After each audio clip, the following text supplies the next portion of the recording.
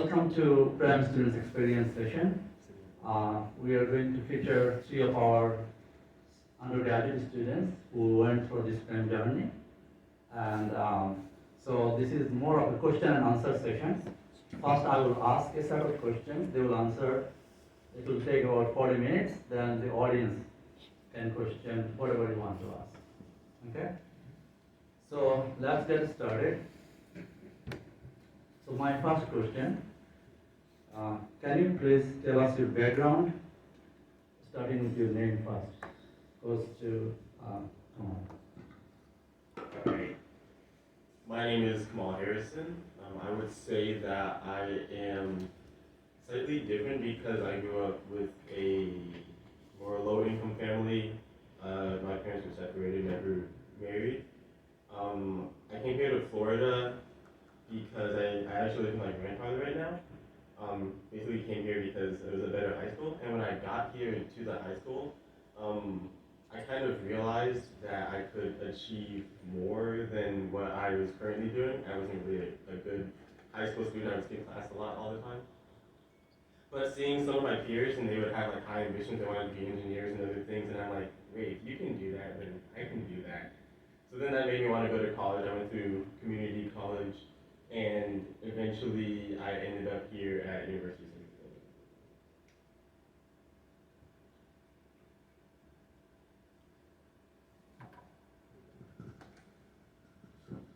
San Diego. So my name is Luis Tomar.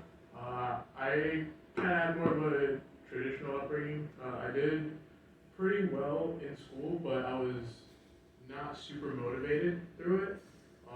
A lot of the coursework didn't come super difficult to me, and I didn't have much focus on where I wanted to go. I was good at science, so I figured I would go down the science route. There really wasn't much extra motivation past that to kind of excel until I kind of found research. Hello. My name is Fabian Gonzalez. I was born and raised in South Florida. So my family is originally from Nicaragua. They came over here. My dad was raised on a farm, so he got to middle school. He never went to high school. My mom finished her GED here in Miami, but she never went to college, so I'm a first generation. I have 4 siblings. I'm the second youngest.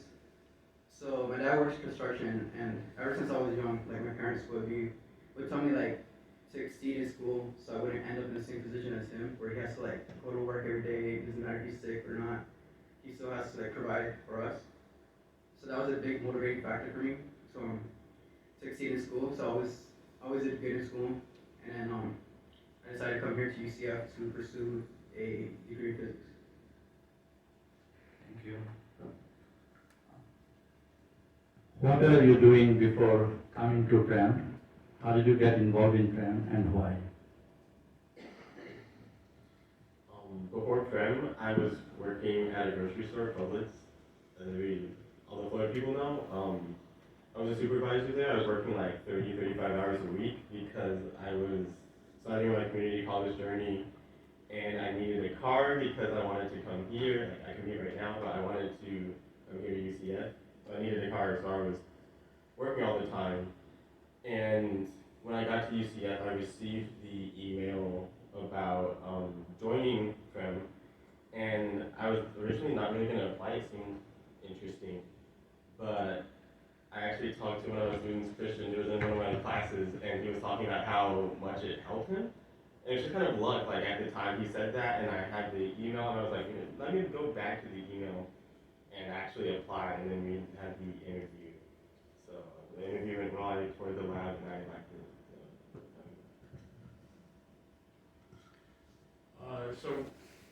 Coming into kind of the semester I joined PREM, it was 2021. A lot of the COVID restrictions were just starting to loosen up, so we were just coming back to campus.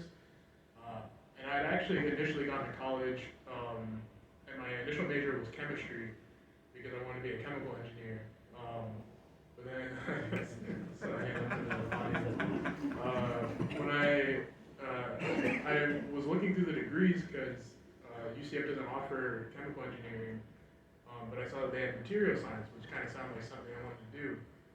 And I switched, and later that month that I switched my major, I got an email from the program coordinator of the material science department about a research opportunity. And I just saw it, I'm like, oh wow, that sounds cool. I never thought about doing research before, so I just applied, and I got an interview, and then I was touring labs. I was like, whoa, oh my gosh, this is cool. There's all this cool stuff around, and yeah, that's kind of how it started.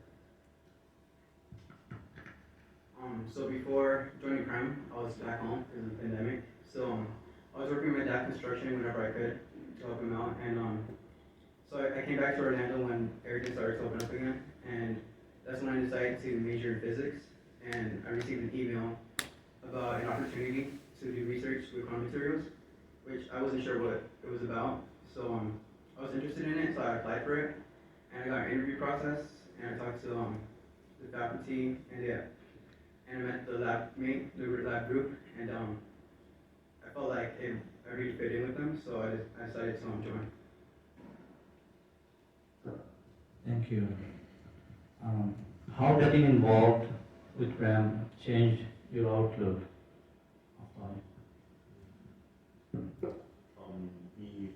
Before PREM, as far as like research stuff goes, I was kind of, I knew I wanted to do research, but I was also doubting myself a bit. A lot of times when you look around at what researchers are, there's like a certain image of somebody in a lab coat and crazy hair doing stuff, and it's like, is that really me? I look at my classmates, and of course there's always people, there's people worse, but there's always people better that I look at and I'm like, oh, can I be like those people? Am I that type of student? And then since joining PREM, since starting research and being around other people from the same types of communities, I kind of see that research is a lot more accessible than I originally thought. It's something that anybody with the drive to find these solutions can achieve if they so choose, and it's not just something that's for people who come from only the backgrounds that are like very heavy in science. It can branch out to anybody who's interested, and you can teach. Like if you're a scientist, of course, you can teach other people and branch out to anybody who's interested.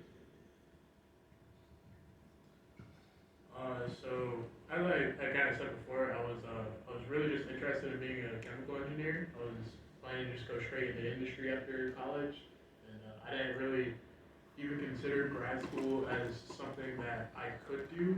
I never thought of research as a path that I could go down.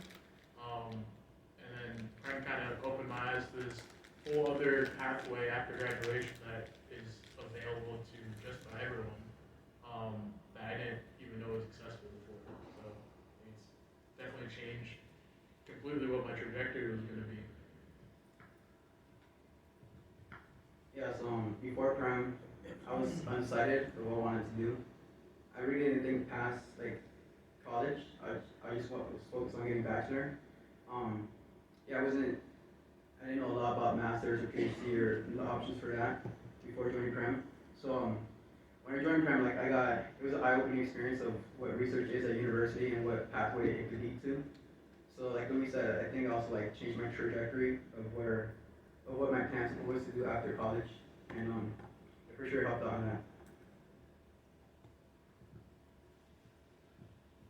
So all of you went to University of Washington last summer, and you spent this summer at UW. How did it impact you? The biggest thing I got from University of Washington was the resources that they had. There's a lot of stuff, a lot of expensive equipment that allow you to see how much can be done and what type of characterizations can be done at a very quickly, how much you can do very quickly. Also, there's a little bit of a culture difference. It seems that people aren't as stressed out running around, but I think that's mostly because of a lot of efficiency. Like when I was there, there wasn't there wasn't really a time when I wasn't doing something. I was always doing something, and I didn't feel stressed. It just seemed structured to where there was a plan for everything. Everything's happening a certain way, and there wasn't this thought that, oh, I'm gonna hit a deadline. It's like everything's planned in advance, so you know that things are just going to work out. Yeah, I think a lot of what I got, or like how UW impacted me, is that it kind of reaffirmed my motivation to do research.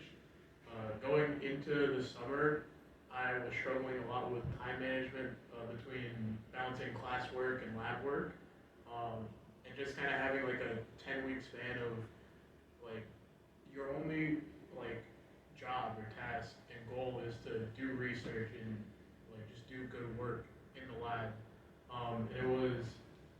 It was very nice to kind of get a taste of what the future would be like after you get past your undergrad and get past all the classes and having to work around that type of schedule. So yeah, it just reaffirmed my motivation to go down this path. Before UW, I felt like I was getting familiar with like 2D materials and model layer and all that. When I got to UW, I felt like I opened up a whole new world with 2D materials. Like they were stacking them on top of each other and twisting them and putting like 2D metals in the middle of them. So I felt like that, it kind of opened like a whole new side of physics to me. Culture-wise, it has a very different culture than here. Like Kamal said, they weren't as stressed out as I imagined it to be for like such a top institution. But they also worked like crazy hours and they still managed to get stuff done.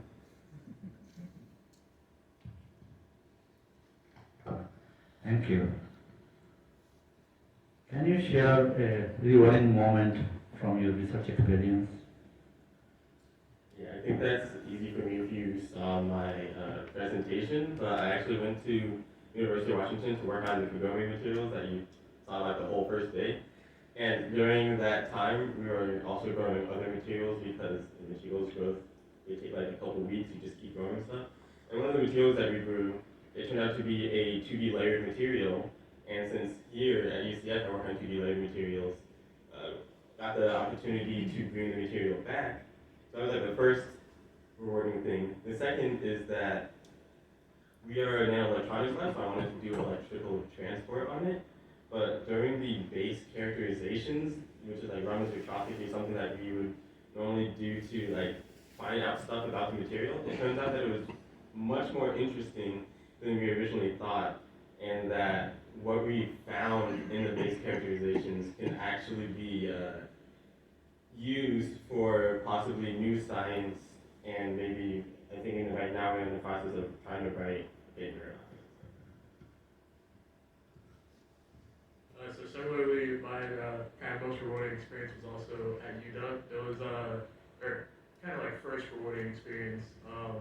Towards the end, like I was doing work on shelling colloidal nanocrystal systems, and one of the like nanoparticles that I shelled showed completely different properties than all the other samples that I had, and we didn't really know why it was showing that. It had some random orange emission, and even Professor Cameron didn't know 100% what was going on. So when I saw that, he was like, "Oh wow, I wonder why that's going on." I was like, "Man, I'm probably the first person to make this." It felt really cool to feel like, "Oh, that was me. I'm the only one that's done this." Yeah, my experience was also at UW. So throughout the summer, my project was kind of to make a Mori heterostructure with a CRISPR magnet in the middle. So it was a very long process, and I didn't get to finish it until towards the end of the summer. So when I finally completed the device, my mentor said I probably had the most complicated device in the lab at the time, which felt pretty satisfying coming from like an RNU transfer student. They're all like postdocs and grad students. So I thought that was pretty rewarding. And also now I'm helping write a paper on a project we're doing, which is also very rewarding and challenging. Thank you. You told me that the PREM experience in effect is support system. So, can you please tell how it affected your support? For me, a lot of it is being around the other undergraduate students who are going through the same thing. As we said earlier, trying to balance research in school can be difficult just because of time, but learning studying habits and also seeing your peers going through the same thing, studying, trying to figure out when to take breaks, how to manage your time, it's a very big deal to me, especially because if you talk to the graduate students, no matter what they say, at least to me, it's like, oh, well, you already made it, you're just saying that stuff. But seeing people who are going through the same thing at the same time is very comforting. Yeah, I think one way that PREM has kind of affected my support system is having other people to talk to about the problems that I'm having, like with regards to the lab work. Because it's not easy to find someone to talk about like why a particular synthesis isn't working. I can't just go to my mom or dad and be like, man, I'm just really like it's just the nanoparticle's not forming correctly, and they're just nodding and smiling because they're like, oh wow, he's doing great work. But having kind of other people who I can talk shop with when I need to, when I'm kind of stumped on a problem has been really nice. Yeah, I agree with both of them. Something else that helped me was having PhD students in the lab with similar backgrounds. It's kind of like encouraging seeing people from similar backgrounds make it, and it's always helpful like going to them for advice. I was going to say, it's nice being able to have friends in the field because when I got to UCF, it was middle of COVID, and a lot of the stuff happened through COVID, so I didn't really get to make friends in physics and engineering, so being able to easily have a group of people I knew were going through the same thing and actually like having them as friends was extremely helpful and helped motivated me to keep going in times when I may have down. Thank you. Is there something else that PREM taught you in addition to research? These skills?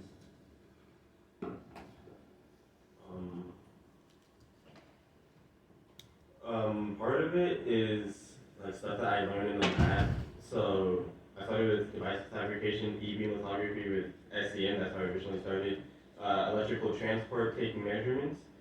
And then going to University of Washington, learning crystal growth and coming back, learning a lot of other characterizations like Raman spectroscopy, atomic force spectroscopy, microscopy, and stuff like that. But I think the most valuable things, other than that and like data analysis, is learning how to present research, learning how to develop the story, and it also helps with when I read papers, I can now dissect it. It's not just a bunch of gibberish. I can dissect it into what they're trying to convey, what is new, what they think it can be used for, and instead of it just being like a bunch of information, since I know the process of how they're trying to make it, I can now read it, dissect it, and understand what they're trying to get out. So like I guess some of the more lab focused skills, learning how to kind of operate expensive equipment.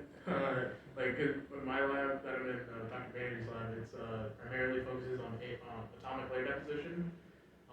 So just learning the fundamentals behind that, how to operate the machines, how to characterize those films using UV vis for some of them, SEM, EDX, using XRD, which I haven't learned that yet, but soon. It's been nice kind of getting a wide breadth of skills and like characterization techniques and just knowledge base under my belt. One of the biggest soft skills that I think research helps you learn is how to manage your time. Because if you don't manage your time, you're gonna miss a lot of deadlines.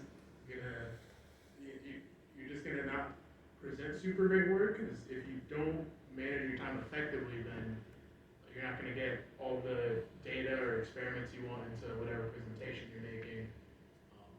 Yeah, those two main things. Yeah, so I started at the lab learning or doing mechanical exfoliation and metal media exfoliation. and also learned to do ramen. And when I went to Utah, they taught me how to do AFM. And that's kind of like the hard skills I learned throughout this process, and also CBD growth, which was challenging. But and the soft skill I said I learned was learning how to work with people, within other labs and within my own lab as well. Like respecting people's time and deadlines, and making sure you also like respect mine and my deadlines. I feel that's a very like impactful skill I learned. Thank you. My last question, after which we'll take audience question. What advice do you have for people in your community who are on the fence about research? I would say that I know when you think of the image of a scientist, you don't exactly think that it's something that's achievable. But if you're looking into it, then it's probably already something that may be for you. The fact that you're already thinking about it and the fact that you're inquiring about it means you have an inquisitive mind, and you may wonder about things, and that's exactly what they look for in a scientist. And I also want to say that the traits of a good scientist isn't necessarily what you know now as far as knowledge. It's more so your ability to want to discover things and want to drive to find the solution to problems. I think the best piece of advice I can give to people looking to get into research is, at the end of the day, just try it. Research isn't something that you can just look from the outside and kind of assess if you want to do it or if you will like it or not. You have to actually get into the lab and start doing some experiments, start making presentations to see if that's the type of career you want, and if you enjoy it, because it can be very fulfilling if you enjoy it. So yeah, my advice, just try it.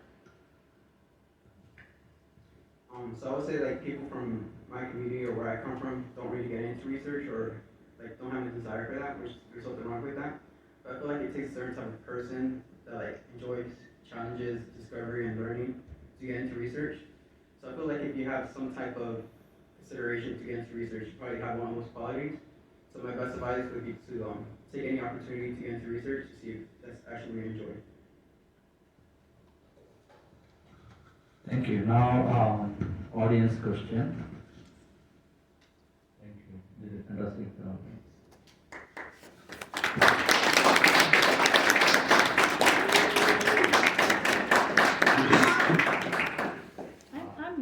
I'm loud. Don't worry.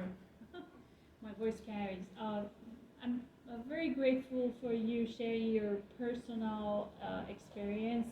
It means a lot to be open, transparent, and somehow also vulnerable to share some personal stories. Is very touching. And I congratulate each and every one of you for being so brave to speaking in front of a lot of total strangers. Some people are more familiar, you know them. We are at least strangers to you, and thank you. And that's very inspiring to us. And you're making generational change.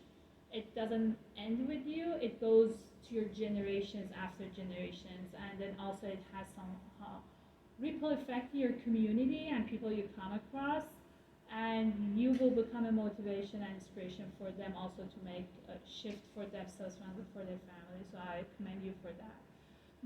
I have two questions for you. One is, given that you're part of the PREM pathway, how would you improve PREM pathway? What is it lacking? What can we do better? That's my first question. The second question is that, what do you regret? You think if I go back to beginning of joining PREM, I would have done this instead of that, or would have done this sooner? I don't know. Maybe you don't have any, just question. And what are you proud of in the process of achieving?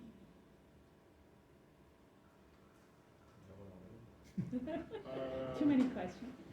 So I need to think a little more on the how to improve PREM one. Sure.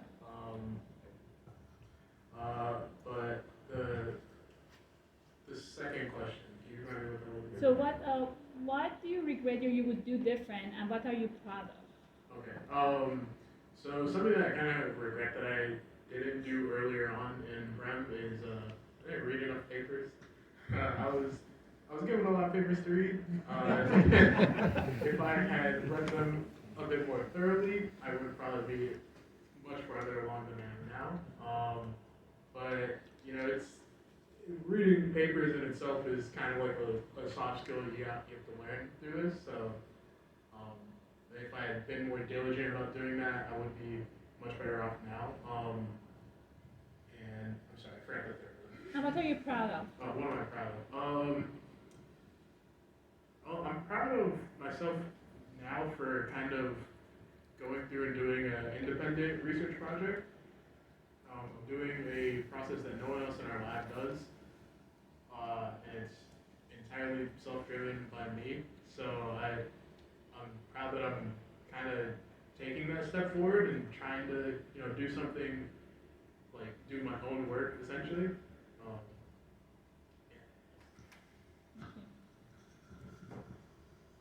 So one thing I would improve is we have a lot of friend scholars, but I kind of wish there were more. But I mean that's always the thing. Bigger community is always helpful. One of my regrets is at the beginning, I didn't realize how many resources I had and what I could use, especially as far as like mentors and graduate mentors who know of a lot of opportunities that come up. Not realizing that I could use them until later, but I mean, luckily now that I know things, I can also tell others. And one thing that I'm proud of is using our existing partnership with the University of Washington, and when seeing a material that I thought we could use, like actually taking the initiative to be able to say like, hey, is this something I can do, and have my PI talk to their PI and go through the whole process of actually going through with that, that's something I'm really proud of. Yeah, so I agree with Kamal about like improving PREM by adding more people to it, so have like more colleagues, more peers, like bounce ideas off of. But what was the second question? What do you regret? Oh, What yeah, I agree with Luis. Like, I wish I knew more of what I was doing and why I was doing it. I thought that would help me along my path to become a better researcher. Something I'm proud of is being able to tell my parents like I'm doing this novel research, and also being able to like explain these complicated concepts into like a simplified version for them so they can try to understand. Thank you.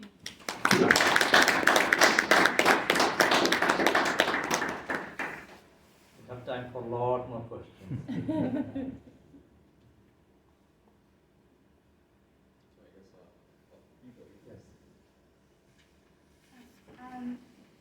Did you guys, when you first applied to get into the research, did you already have a background in research, or did you at least have an idea of what you would want to look into?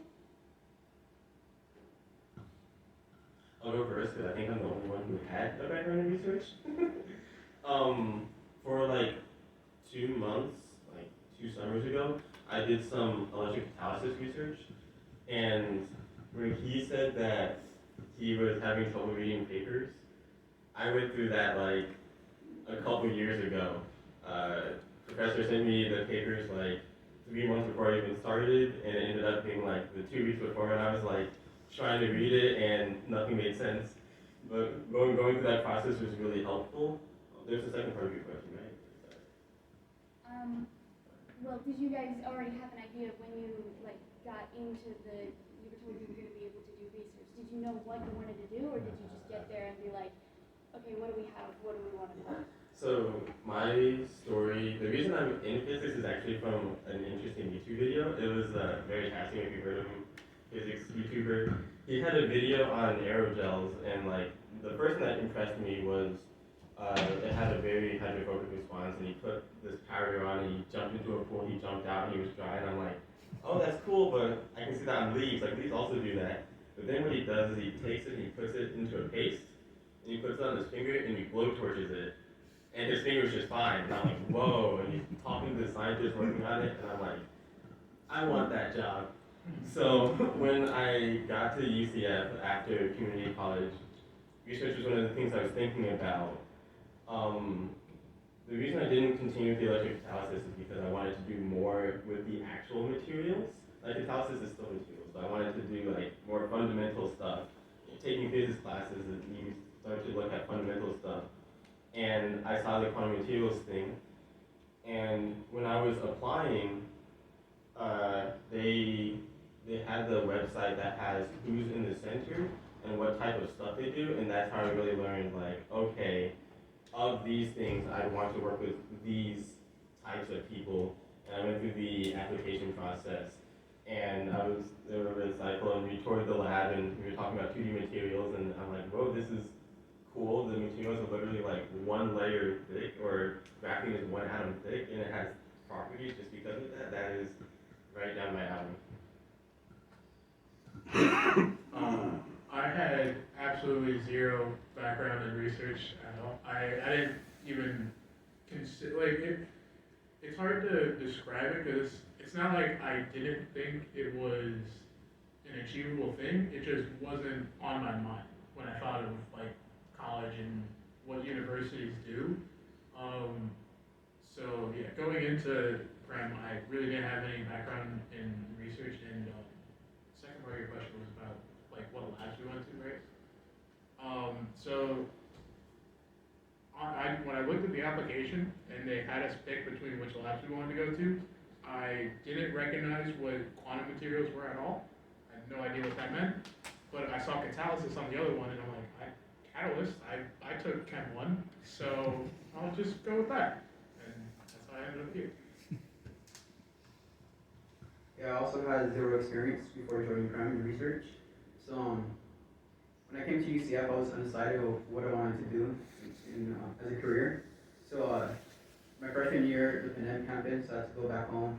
And I took a lot of time to like reflect on what I really liked and what I found interesting. And something that I found was quantum, like the idea of something being both the wave and the particle, and like electron tunneling and all that.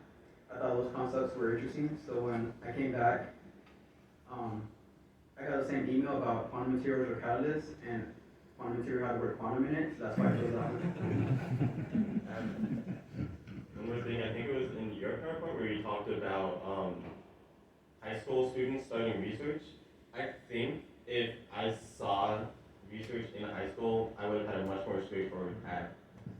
I didn't even think that was an option of a career. Like if somebody told me you were a physicist, I would think like, oh, you sit with the chalkboard or with the markers writing on the windows or something, making equations. Thank you. I have a question. So, did you feel like encouraged to meet with your fellow PREM scholars outside the lab so you guys could form relationships to make you guys work better together? Repeat the question. Please repeat the question. You said, do we feel encouraged to meet with our other PREM scholars outside the lab? Yeah, hey, you guys go have a movie night or do this or do this, you know what I mean? Yeah, so for us, it was kind of built because when we went to University of Washington, we're all roommates. So just naturally, we get that because we didn't really, Fabian and I are in the same lab, but I didn't really see Fabian because undergraduate student, we were different days in labs. And then Luis, we didn't really know Luis, but that brought us together. And then even now that we are brought together and we realize how valuable it is, a couple of us went out to arcade last month. We started to form bonds, and there's been some new students this semester, and we're already talking to them, trying to get them engaged with us and really start a community to try to get other people to join as well. So kind of initially when I joined PREM, we didn't really have much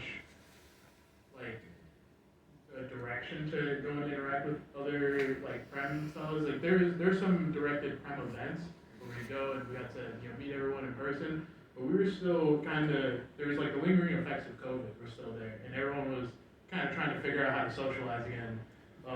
So it took a little bit. I wasn't in their lab, so I didn't really talk to them at all. But when you live with someone for 2 months, you're probably gonna talk to them a little bit. So I think that's kind of what led to us becoming friends, or at least me becoming friends with them too. Yeah, Yeah, the experience that you've done really brought us to be closer, but I do wish like there were more events for other front scholars that I can interact with. Yeah. Thank you, guys. I have another quick one. I'm also friends with Dylan now too. We roomed together at a conference in October, I believe, and like I think certain like events like that, like both like two prem scholars who maybe in different groups don't really know each other that well, they go to a conference and they're gonna interact with each other because that's the closest amount of familiarity you have is like, oh, you go to the same school. And I had seen him at the meeting and stuff too. It wasn't the first time I'd ever seen him, but it was cool getting to talk with him. We found out we both like like certain video games and stuff, so it was cool to get to chat about that. Thank you for just inspirational. So what can we use Washington to improve your experience at UW? You can give us advice to improve your experience for the next cohort. Let me repeat the question. What can the partner institution, in this case, University of Washington, can do to improve your experience? Well, at University of Washington, of course, that always feels like you leave too soon, right? If you're working on a project, if you have 2.5 months to work on something, the first month or so is always spent learning equipment, learning everything to do. But I'm guessing that's not really something that can be controlled. You can come back.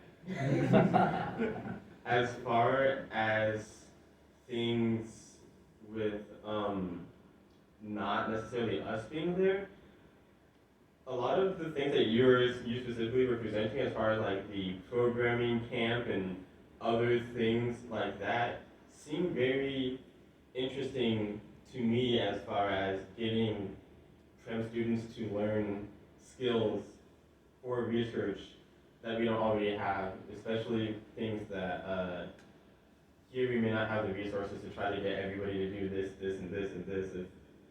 If being able to learn those skills and bring them back for collaborations and other things, I think that's very useful. We will bring the programming mini bootcamp here in August, so we have a plan. Okay. The only thing I can really think of is just at least for like the group I collaborate with, just having a bit more regular meetings. That's the only thing I can really think of. It feels like some projects can kind of get not forgotten about, but we focus on the thing that's in front of us. So if it's not if we're not reminded that a collaboration exists, and we start focusing on other projects, then something might fall behind that we want to try and keep going. So I think just having a bit more regular meeting time would be helpful. We have to come everything back. Regular meetings after you come back from okay. Yes. Yeah. Thank you. I had a pretty good experience at UW, but something I wish that happened more was socialization with people from different RUs to kind of get a sense of like what they're working on, and like maybe it's something they're working on is very interesting and I wanted to like look into it more. I can talk to them or their mentors. So I kind of wish like we got to socialize more with different people. Thank you. What are your plans for the future? The question was about future plans. For me, of course, PhD. After PhD, I'm PhD in physics to be specific. After PhD, I'm sure most likely would go into industry. I personally, I kind of like being a leader. That's why when I went through publics, I became a supervisor at that job. And going through, if I were to go to industry, which I think is most likely, the academic thing seems very, I don't know, stressful. But going through industry, I would hope to work my way up to be an executive or something a high position where I can mentor other people and teach them the things that I've done. I also plan to get a PhD, not in physics, but in material science. And after that, I also am not too interested in becoming a professor, personally. I enjoy the experimental part of research, so I want to kind of stay in that kind of ballpark area. So probably something like a research scientist at like a national level, hopefully. I'm still on the fence between master's and PhD after college. But I do want to go into industry after and hopefully get a job that allows me to travel. That's something I really enjoy.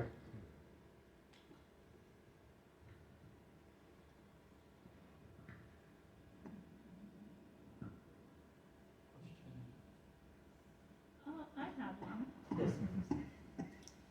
What do you think was your positive impact on your host institution?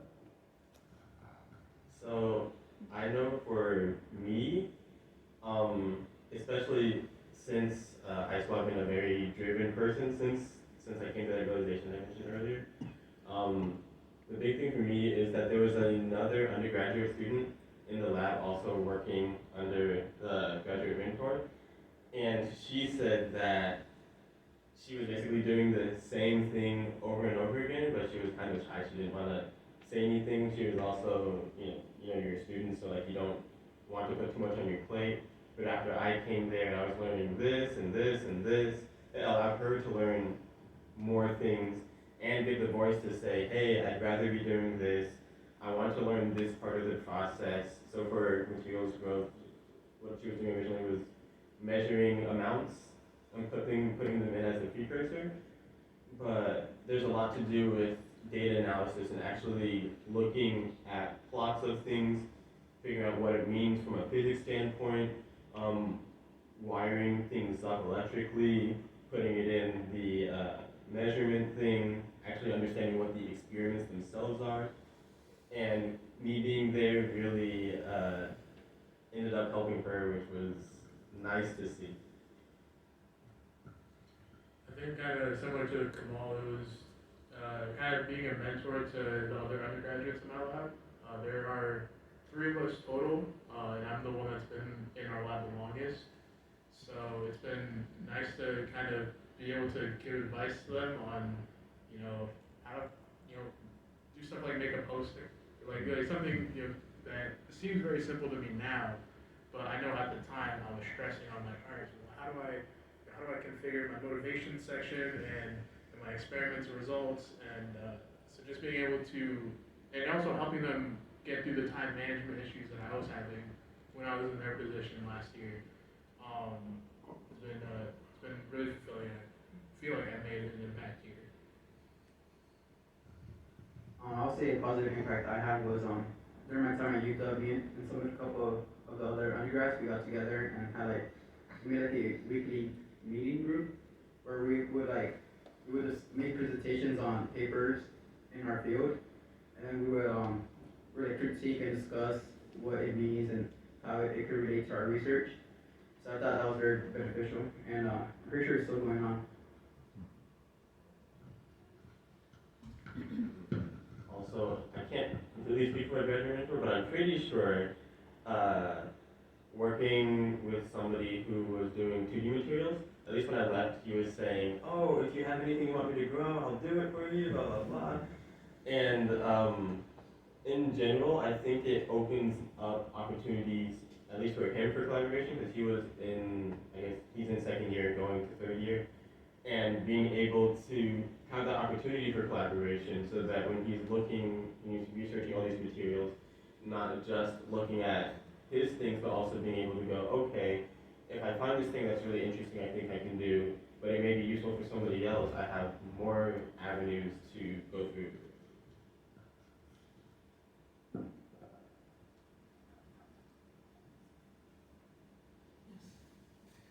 So you guys all have some great science success stories already that are pretty impressive, but I know that behind every success in lab, there's hundreds, if not thousands, of little failures.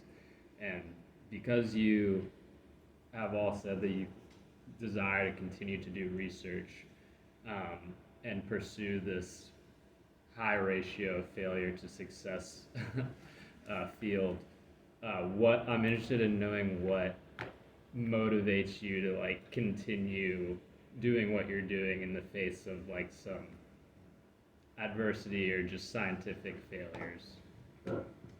For me to start, the failures happen often at the beginning.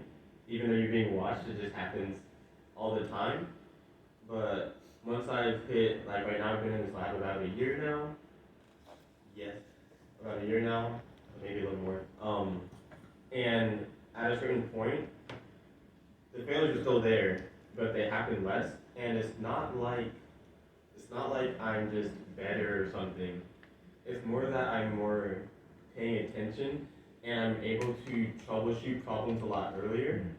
And going through that process is what motivates me because I can see that I'm improving.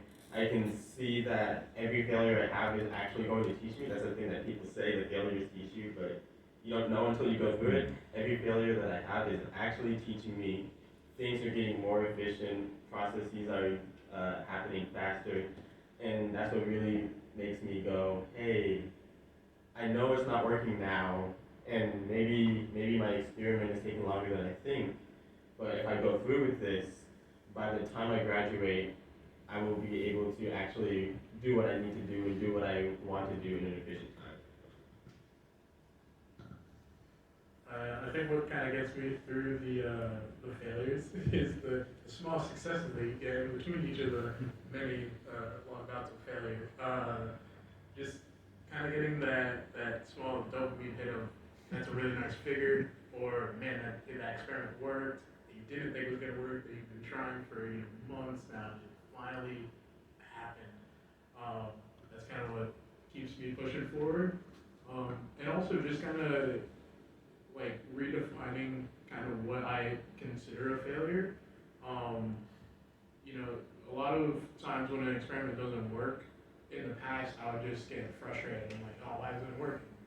But now just kind of reframing my experiments as, you know, changing this one parameter to see how it affects the end result. It makes it to where you have a lot less total, you know, things you can consider a failure, and we're like, all right, I changed that one parameter, nothing happened. Maybe it doesn't affect it. I changed it more, still nothing happened. So just kind of changing what you're looking for with each initial experiment has definitely helped keep my motivation high so far. So what motivates me in this career is definitely my family. I feel like I'm not just doing this for myself, I'm doing it for my parents as well. So yeah, I feel like my parents sacrificed a lot to get me here. So even though there are setbacks and challenges, I can't just like say, oh, I give up, I'm just go back. Because I feel like I made it so far and they expect so much from me, I feel I can't let them down.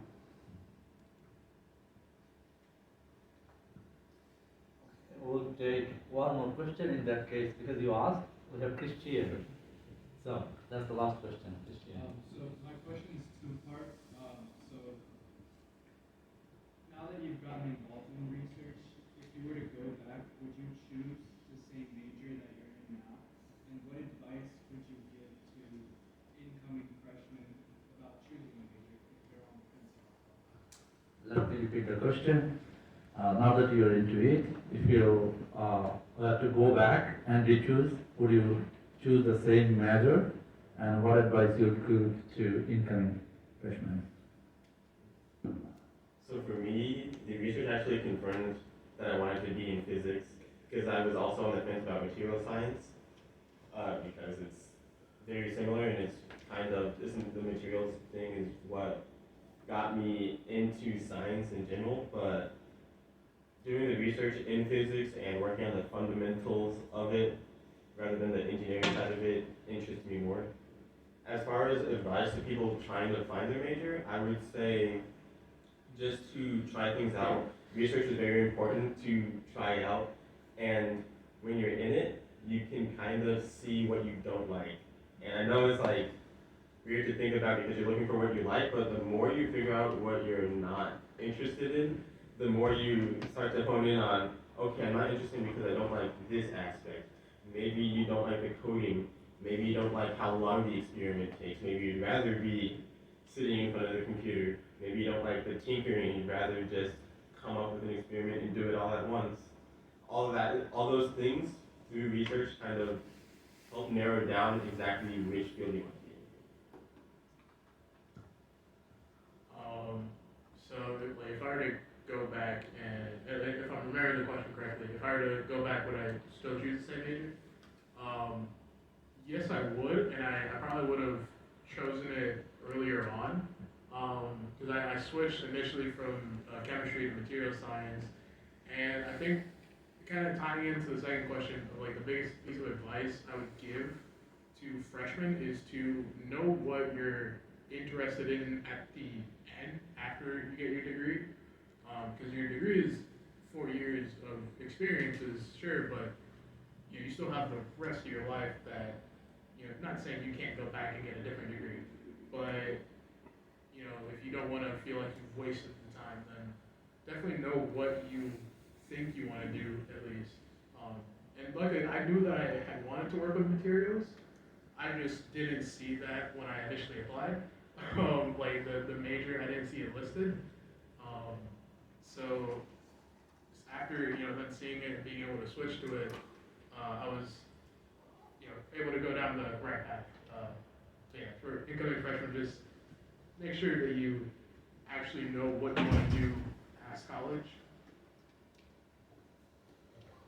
Yeah, so if I was to go back, I would choose physics right away because I was undecided when I came to college. I didn't choose physics until my second year. So to tie into the second question, an advice I'll give to freshmen is to pick your major right away, or at least know what field you want to get into. Because for me, like I was first generation, so I didn't have anybody to ask for advice. So my advisor said to like just get your GP out the way, and then your third year you can do the last 2 years. So that's what I did. And when I came back and I majored in physics, they're like, oh, you need to take Calc 1, Calc 2, Calc 3, Physics 1, Physics 2, Physics 3 before you can start the higher division. So it kind of really set me back, which I wish I would have known sooner. Like I needed to get that out the way. So that'll be my advice to a freshman. I just had a quick final question for Fabian, actually, just keep it there.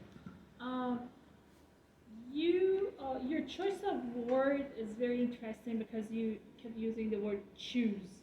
And the difference between choosing and deciding is that whenever you say decide, like pesticide, insecticide, germicide, you're cutting something out, either giving it up or cutting it totally out. But when you say choosing, you choose it whether its entirety, it maintains its integrity, bad or good together, you choose it and you go by it and you don't question your path.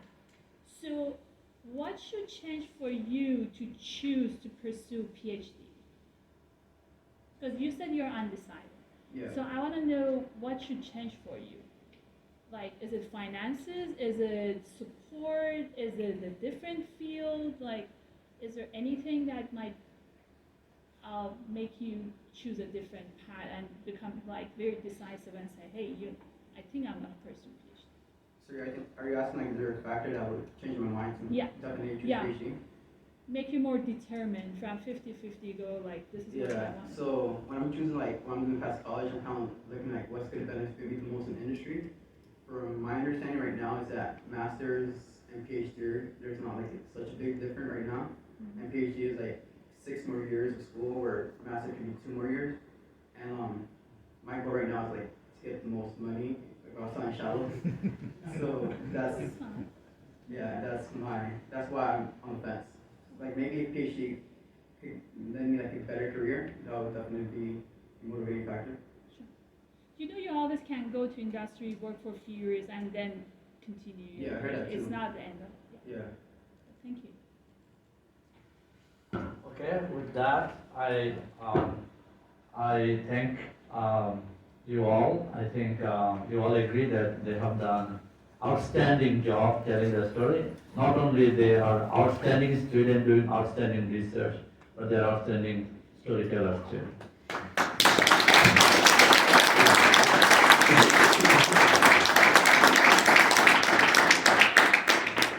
Okay, we have a coffee break. So I'll come with you to get the.